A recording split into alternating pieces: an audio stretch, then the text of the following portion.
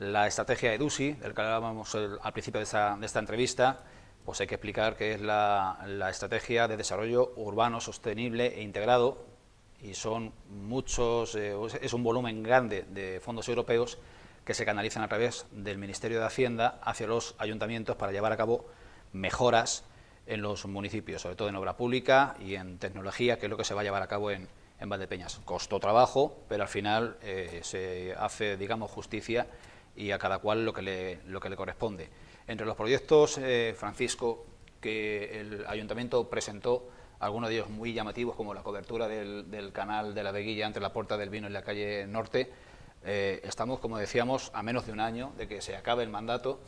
Es cierto que se aprobaron por unanimidad de todos los grupos políticos, con lo cual es de esperar que si hubiese un eventual relevo político o un cambio de color, se sostendrían en el tiempo y serían asumidos. Pero ¿crees que, o te formulo la pregunta de otra forma, qué dará tiempo a hacer antes de que acabe la legislatura? Bueno, el proyecto EDUSI, como tú adviertes, es un proyecto, ya dije en una rueda de prensa cuando salió la resolución provisional del Ministerio, que era probablemente la noticia más importante con mayor alcance de los últimos 10 años para el Ayuntamiento y para la ciudad de Valdepeñas.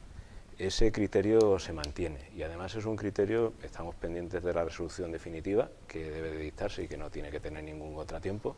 Entendemos que quizá para final de mes ya la tengamos, pero dentro de cada uno de los ejes que se incluyen en ese proyecto hay unos plazos.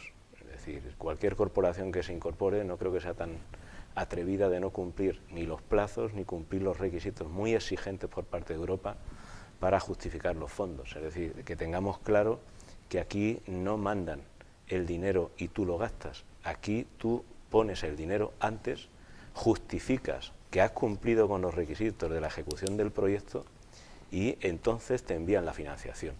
Por tanto, la responsabilidad que se asume por parte del Ayuntamiento de Valdepeñas, de quien gobierne ahora o gobierne después en los próximos 4 o 5 años, es evidentemente muy notoria y muy notable.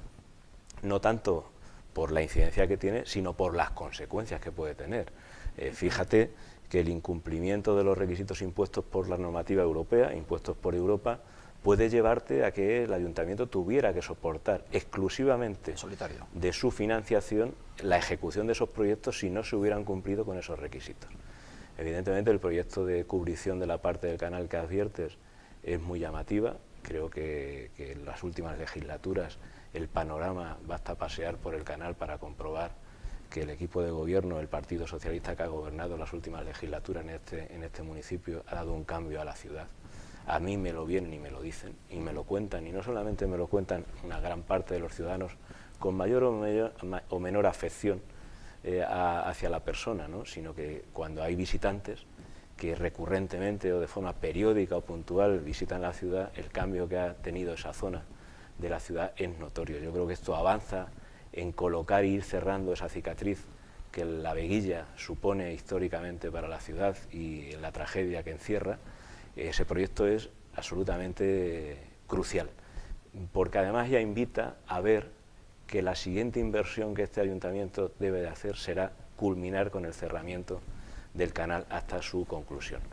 Luego también está el proyecto de cruzar y interrelacionar el barrio de la Venta del Aire, como es coloquialmente conocido, con el casco urbano, que también es un proyecto ambicioso y en el que ahora mismo se están estudiando técnicamente un par de alternativas, si no 3, para ver por dónde se podría ejecutar. Paseo de la Estación, Calle Alegría y alguna otra opción, para verla que realmente pueda integrar con mayor éxito tanto la circulación rodada como el deambular de las personas de uno a otra zona.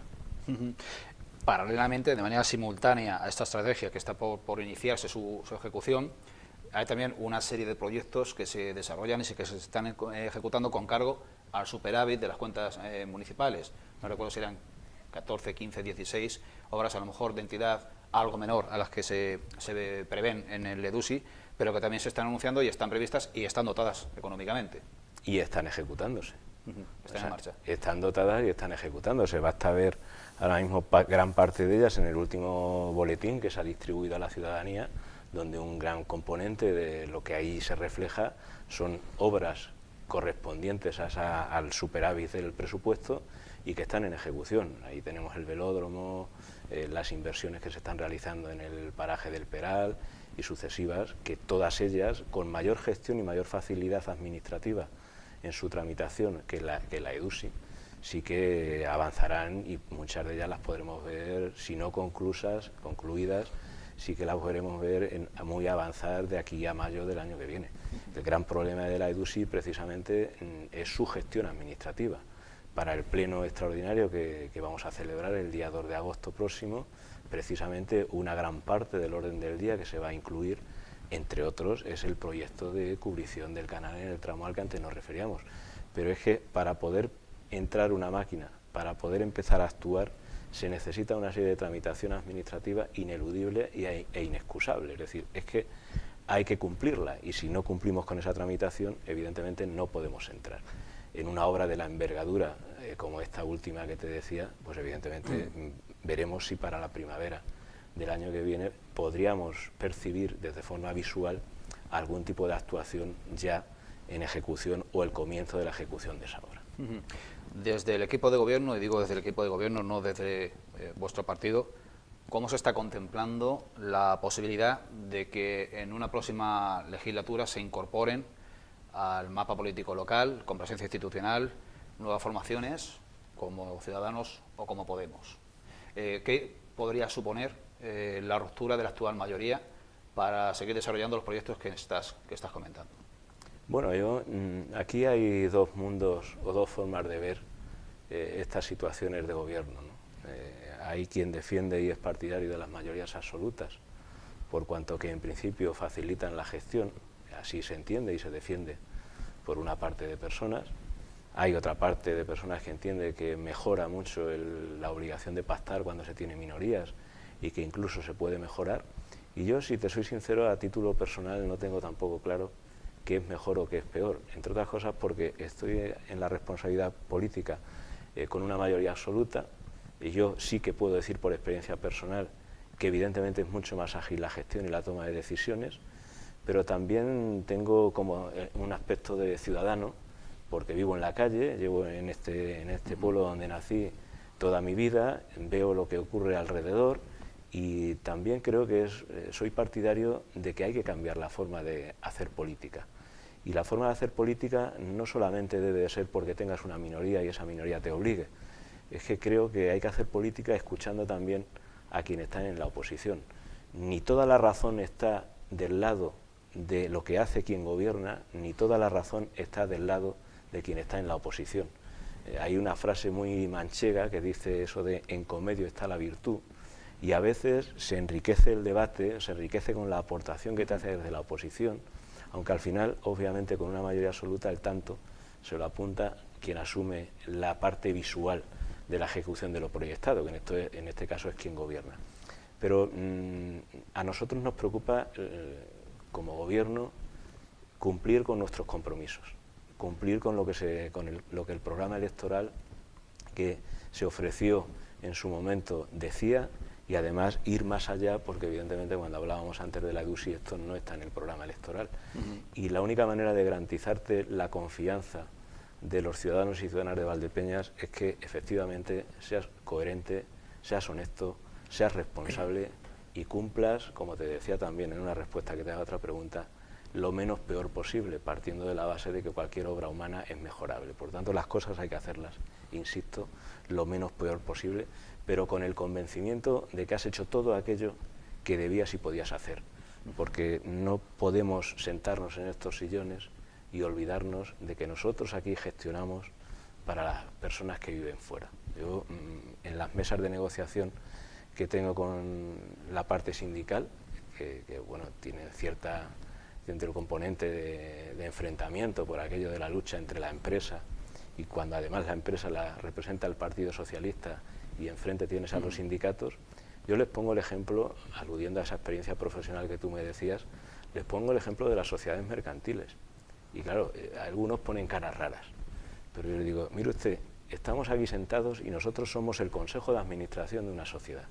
Es una sociedad pública que se llama Ayuntamiento de Valdepeñas, y los recursos públicos los aportan nuestros accionistas, que son las personas que están fuera de esta habitación.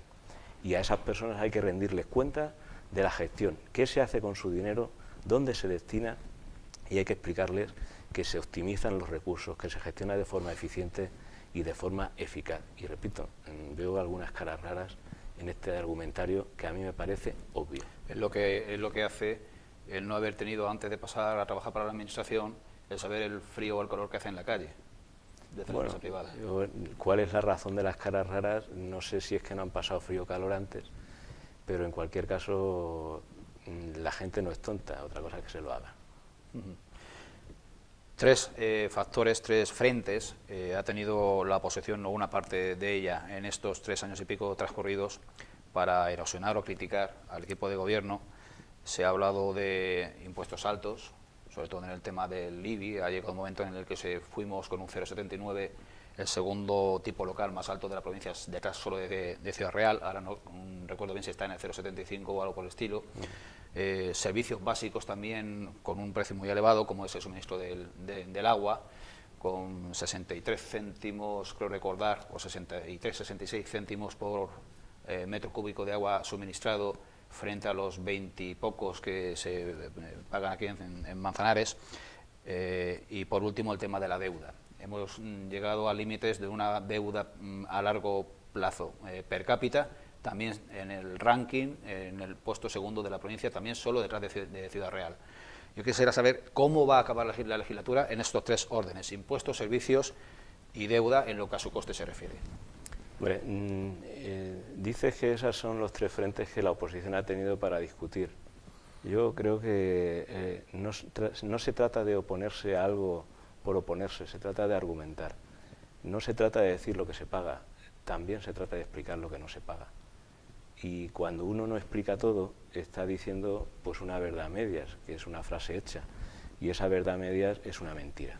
Y yo estoy esperando a que cualquier vecino o vecina de una localidad adyacente, similar a Valdepeñas, me justifique que en su ciudad, que en su municipio, que en su pueblo, realmente paga menos, que tiene menos presión fiscal que tiene en Valdepeñas. Porque si suma el IBI que paga en su ciudad y suma la serie de tasas o de impuestos que por otros conceptos su ayuntamiento le gira, te puedo asegurar que eso es manifiestamente inexacto. Si me trae recibo de IBI contra recibo de IBI, puede resultar que la cuota en un supuesto sea diferente en uno u otro municipio, pero es que se pagan más impuestos y más tasas. Y por tanto, estoy deseando, como digo, que la oposición, que no lo ha hecho en 3 años, venga con documentos y efectivamente justifique que la presión fiscal en Valdepeñas es más alta que en Manzanares, que en Alcázar de San Juan, que en Tomelloso o en pueblos o ciudades similares. Y digo no lo ha hecho y basta responderse. Si no lo ha hecho es porque no lo puede hacer. Y con eso es con lo que me quedo. ¿Nos gusta pagar IBI? Yo también pago IBI. ¿Quiere usted que le diga que a mí no me gusta pagar un IBI tan alto? También se lo puedo decir. ¿Sabe la gente que el IBI es un impuesto fijado por el Estado, por el Ministerio de Economía y de Hacienda, salvo en el coeficiente con un pequeño margen que tienen las ciudades? No lo sabe la gente. El IBI lo cobra el pueblo. No, mire usted, el Ministerio de Hacienda manda un paquete de recibos a cada municipio con unas cuotas y ahí le dice, sus ingresos a recibir del Estado no son euros, son papeles. Y esos papeles suman una determinada cantidad de euros. Y esa es lo que yo le doy desde Madrid para que usted gestione su municipio. ¿Y sabe usted qué pasa también? Que el Ministerio de Hacienda no quiere saber nada de los impagados de IBI. De los papelitos que me manda, que suman una cantidad de euros. Si resulta que no termino de cobrar una parte de ellos por insolvencias o por cualquier otra razón, lo dan por cobrado. No se me repone, no se me reintegra desde Madrid esa parte. Porque claro, el gran problema que aquí tenemos es la financiación local, de la que hay que hablar y mucho, de la que hay que hablar y mucho. Me decía también alguna otra cosa. No, te hablaba también del coste de servicios tan elementales como el suministro del agua. Sí, pero hay que comparar la calidad de los servicios. Y vuelvo a ponerte el mismo ejemplo. El coste de los servicios. A mí cuando me traen una estadística, la estadística si no la desmenuzas es ficticia. Me refiero al coste, Paco, porque no es lo mismo traer el agua del Viso que traerla de abajo del suelo. Evidentemente. Y la calidad del servicio. Y las infraestructuras que hay para dotar ese servicio, porque hay otro concepto que la gente no entiende. Cuando digo la gente, me estoy refiriendo no tanto a los vecinos, que algunos puede que los haya, o vecinas, sino me refiero a quien tiene una responsabilidad pública. ¿Tiene claro la gente qué es la amortización? ¿Sabe qué significa la amortización en un recibo? ¿Sabe que cuando hay una instalación nueva que vale varios millones de euros, eso hay que amortizarlo? Que es la parte que supuestamente pagamos para que, llegado la fase de envejecimiento, se pueda reponer una instalación similar y el dinero lo tengamos. Es decir, claro, estar pagando solo el agua, en el sentido líquido del término, el litro, el metro cúbico, no, realmente con eso te viene una serie de costes añadidos que se incluyen en el precio que termina pagándose. No se cobra el agua, se cobra cobra todo lo que cuesta todo el agua. servicio, efectivamente, pero te pongo el ejemplo muy obvio.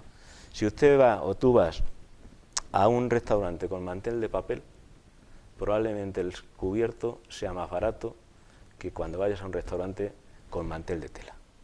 Por una razón obvia, porque este hombre recoge el mantel, el dueño, y lo tiene que llevar a la lavandería. Y ese costo te lo tiene que repercutir en el precio del cubierto. Mientras que el de la tela recoge el papel, lo arruga, lo tira y pone otro. Eso le permite tener un cubierto a un precio inferior. No entraríamos ya, podríamos ahí entrar en el debate de las calidades, ¿no? Pero creo que hay que tener claros los conceptos. O sea, yo creo que hacer política desde la oposición, sin dotarse de los recursos y de la información necesaria para justificar lo que se argumenta y justificarlo de forma fehaciente, me parece que es oponerse por oponerse. Y repito, un gobierno hace lo que hace, pero no puede ser que todo lo que haga lo haga mal.